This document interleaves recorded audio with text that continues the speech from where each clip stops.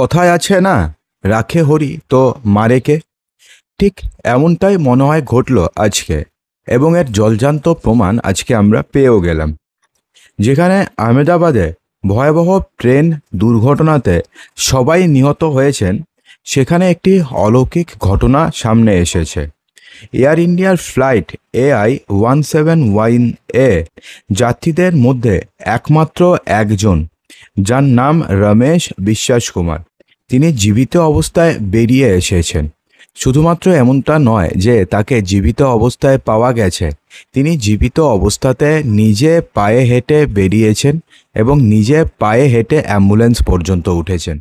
অর্থাৎ ভাবতে পেরেছেন, যেখানে বিমানের সবাই কার্যত নিহত, এখনও পর্যন্ত সরকারিভাবে ঘোষণা না হলেও সবাই কার্যত নিহত, সেক্ষেত্রে শুধুমাত্র একজন কতটা কপাল নিয়ে থাকলে পরে তিনি বেঁচে গেছেন।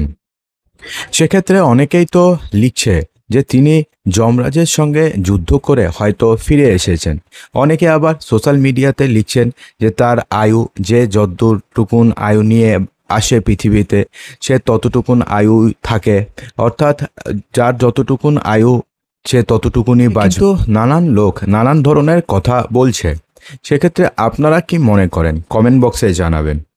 এখানে 38 বছর বয়সী রমেশ, যিনি 11A নম্বর সিটে বসেছিলেন, দুর্ঘটনার সময় কোনোভাবে বিমানের ভেতর থেকে লাফ দিয়ে তিনি বেরিয়ে যান বলে প্রাথমিকভাবে জানা গেছে। Ahmedabad police commissioner GS Mallick জানিয়েছেন যে আমরা একজন বেঁচে থাকা যাত্রীকে হাসপাতালে পেয়েছি, যিনি 11A সিটে ছিলেন। তিনি চিকিৎসাধীন অবস্থায় রয়েছেন। এখনও পর্যন্ত মৃত্যুর নির্দিষ্ট সংখ্যা ঠিক করে বলা যাচ্ছে না, কারণ বিমানটি আবাসিক এলাকাতে ভেঙে পড়েছে এবং উদ্ধার কাজ চলছে। বিমানটিতে মোট 242 জন যাত্রী ছিলেন এবং এত বড় একটি দুর্ঘটনার পরে শুধুমাত্র একজনের বরাত জোরে বেঁচে যাওয়াটা সত্যিই কিন্তু অবিশ্বাস্য বলেই মনে করছেন অনেকে। আহত রমেশের অবস্থা নিয়ে হাসপাতাল কর্তৃপক্ষের তরফে বিস্তারিত কিছু জানা না গেলেও তিনি যে খুব একটা বেশি চোট পাননি সেটা কিন্তু তার হাঁটা চলা দেখেই ক্লিয়ার। দেখুন, এখানে দেখুন বলা হয়েছে, 38 years old who was seated on 11A is now reportedly the lone survivor of the Air India plane crash. The person has been identified as Ramesh Vishwakumar. According to reports, he jumped out of the emergency gate. অর্থাৎ দুর্ঘটনার সময়তে তিনি panic করেননি। এমনটা নয় যে panic করে তিনি এখানে ওখানে ছোটাছুটি করেছেন। তিনি জাস্ট ইমার্জেন্সি গেট দিয়ে বেরিয়ে গেছেন এবং সেই কারণেই তার প্রাণ বেঁচেছে। এবং সেই সময়তে তিনি যদি প্যানিক করতেন এবং তিনি যদি এদিকে ওদিকে ছোটাছুটি করতেন, তাহলে সবার মতো তিনি হয়তো মারা যেতেন। কিন্তু সেই সময়তে হয়তো তার সিক্স সেন্স জেগে উঠেছে, তিনি আর অত কিছু না করে তিনি জাস্ট ইমার্জেন্সি গেট দিয়ে লাফ দিয়ে বেরিয়ে গেছেন এবং সেই কারণে তার প্রাণটাও বেঁচে গেছে।